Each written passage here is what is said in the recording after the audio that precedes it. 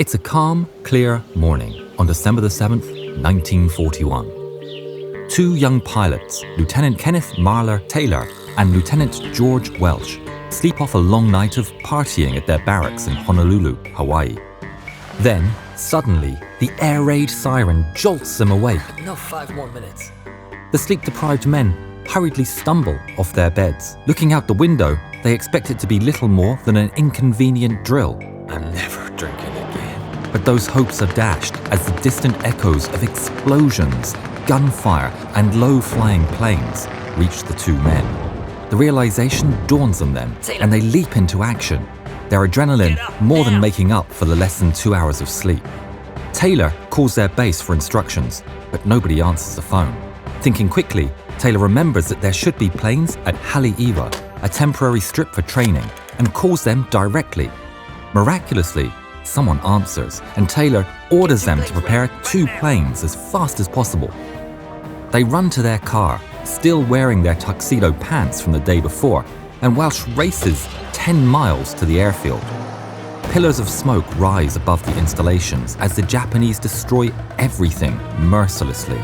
Enemy planes zip past and take potshots at the speeding car, but Welch doesn't take his foot off the gas. The tires screech as he brings the car to a halt. They find Haliewa surprisingly untouched. Thanking their luck, they both jump out of the car and straight into their P-40B Warhawk fighter planes. While climbing into their P-40s, the crew chiefs tell them to disperse their planes. Disperse your aircraft. Immediately. To hell with that, Welch replied. The fighters are fully fueled but loaded only with .30 caliber ammunition. With no time to waste, they start the engines and take off, determined to defend Pearl Harbor, the danger barely registering in their minds. It doesn't take them long before they spot 12 Japanese D-3A1 Val dive bombers circling above friendly installations. They launch themselves into battle without hesitation, despite being outnumbered 6-1. They approach completely unopposed. The Japanese are distracted shooting at the ground. Both pilots seize the opportunity, and flying side by side, they come down on the bombers from behind. They unleash their guns and shower the enemy formation with bullets. 2 enemies instantly burst into flames. The Japanese scatter, and the pilots separate, chasing after different targets. The tail gunner of the dive bomber ahead fires back at Welch, and he breaks off the chase, but not before being hit multiple times. In the other fighter, Taylor finds himself low on ammunition and breaks away from his target. He decides to land on Wheeler Field, their usual place of operations.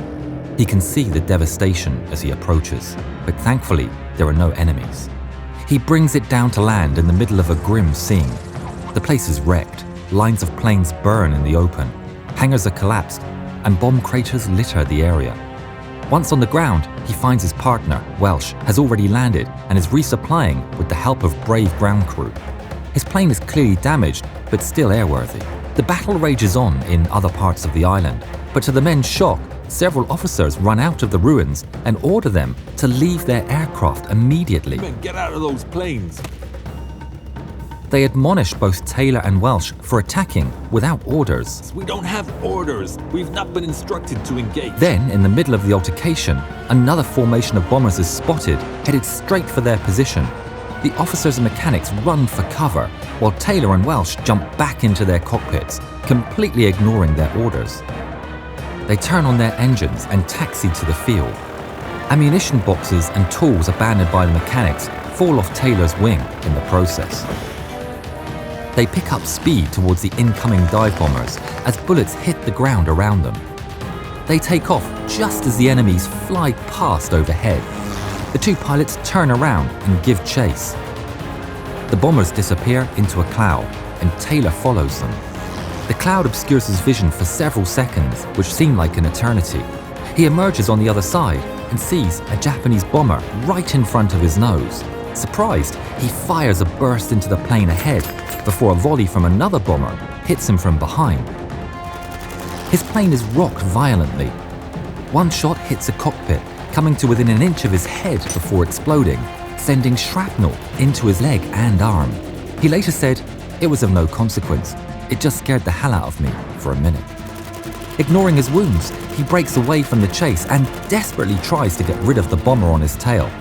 Far above, Welch realizes Taylor is in trouble and dives down to help. Approaching at breakneck speed, he pulls the trigger. Taylor sees a flash from behind. He looks over his shoulder to see the enemy engulfed in flames, falling from the sky, and Welch emerging from the trail of smoke. He had just saved his life. Phew, that was close. I got you, kid. Relieved, Taylor presses on despite his injuries. The two pilots split once more. Taylor chases after another bomber and opens fire. Smoke pours out of the bullet holes, but before he has a chance to finish it off, he spots another formation of Zeros approaching their position. Not only that, but he also sees Welch chasing after a lone Zero.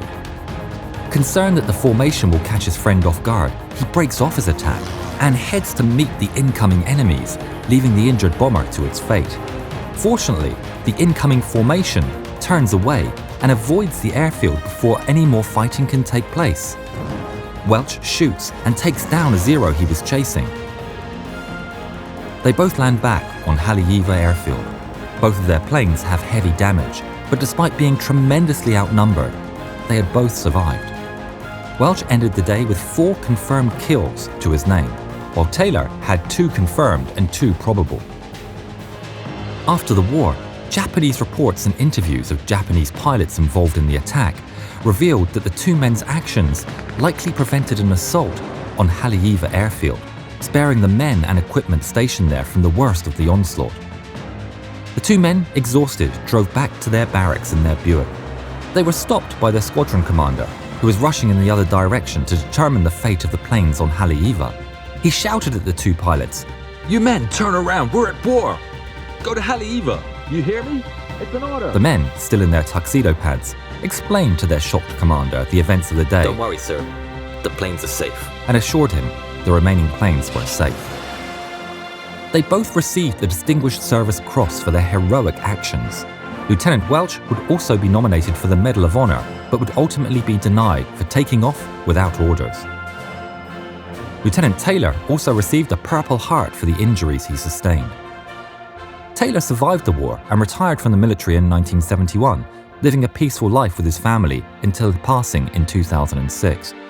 George Welch would also survive the war and go on to instruct in the Korean War. Characteristically, during some of his lessons, he reportedly downed several enemy MiG-15s in direct disobedience of his orders not to engage. Credits for his victories were officially given to his students. To hell with that. On October 12, 1954, tragically, Welch's plane disintegrated while he was conducting a 7G pullout at Mach 1.55. Major Welch is buried in Arlington Cemetery. If you haven't yet, please subscribe to the channel and please watch more videos of ours. Thank you.